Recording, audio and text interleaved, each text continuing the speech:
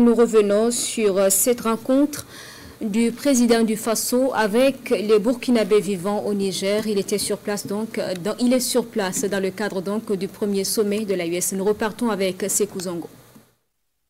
Des centaines d'ambassadeurs du Burkina en terre nigérienne en communion d'idées avec le président du Faso. Et comme à ses habitudes, le capitaine Ibrahim Traoré, dans un langage franc, parle à ces Burkinabés enthousiastes d'échanger avec leur leader. Sécurité, économie, éveil de conscience, géopolitique, toutes ces questions sont ici abordées sans filtre. Et sur la question de l'alliance des États du Sahel, le chef de l'État se veut clair, il n'y a pas de marche arrière, comme le prédisent certaines personnes, encore sous l'effet de l'impérialisme. Cette guerre qui nous est imposée nous a unis. C'est dans cette guerre qu'est née l'AES. L'AES va changer l'histoire de l'Afrique, va changer l'histoire du monde.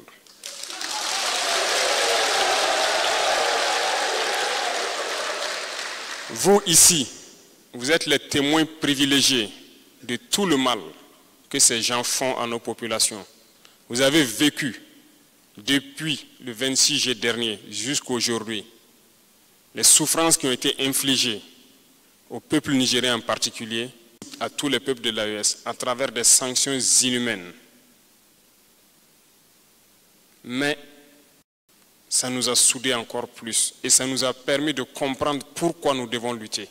Une lutte qui porte ses fruits, rassure le capitaine Ibrahim Traoré.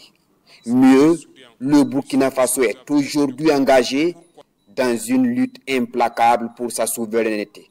Aujourd'hui, nous avons pu réinstaller bon nombre de villages, réouvrir beaucoup d'écoles. Dans beaucoup de zones, les activités ont repris.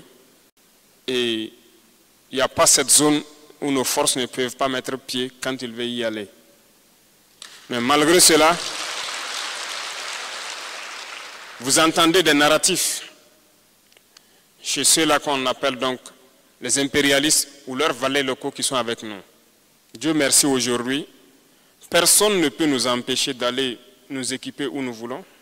Personne ne vient pour concevoir des manœuvres avec nous. Les états-majors réfléchissent comme ils veulent et mènent leurs opérations. Nous achetons nos moyens aériens où nous voulons et nous les employons comme nous voulons. Personne ne peut nous restreindre de survoler une partie du territoire où personne ne viendra dans nos opérations nous interdire d'accéder à une zone. C'est maintenant l'indépendance et la bataille ne fait que commencer, clame le président du Faso. Il ne sera donc pas question de négocier avec qui que ce soit. Nous allons combattre, que ce soit clair pour tout le monde. On voit certains qui se font le malin plaisir de se retrouver souvent sur des plateaux télé. On ne sait pas où est-ce qu'ils ont appris leur stratégie, des experts en sécurité de je ne sais quoi, et dire non, il faut dialoguer. C'est le terme qu'ils ont trouvé finalement au lieu de négocier, dialoguer. Dialoguer avec qui? S'ils les connaissent, qu'ils nous les envoient.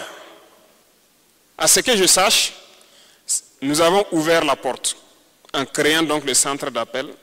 Celui qui veut déposer les armes, qu'il l'appelle et qu'il dépose les armes. Nous verrons quoi faire pour lui. Le Burkina Faso doit être une destination interdite pour ces mercenaires-là. Et nous combattrons dans tout l'espace de l'AES pour libérer nos terres et pouvoir nous épanouir. Et pour nous épanouir, cela passe par un développement économique. Sur cette question, le président Traoré fait une grande annonce. Désormais, les richesses du Burkina Faso seront au Burkinabé. Maintenant, nous savons exploiter l'or. Je ne sais pas pourquoi nous donnons même des permis à des multinationales venant de ces pays-là. On va exploiter notre or nous-mêmes. On a déjà lancé, on va commencer, on va le faire. Cette rencontre est également une occasion pour le chef de l'État de rendre hommage aux Burkinabés de l'extérieur qui souffrent de la manipulation et de la désinformation des déstabilisateurs tapis à l'intérieur et à l'extérieur du Burkina. Il salue également la contribution importante au fonds de soutien patriotique des compatriotes installés à l'extérieur du pays.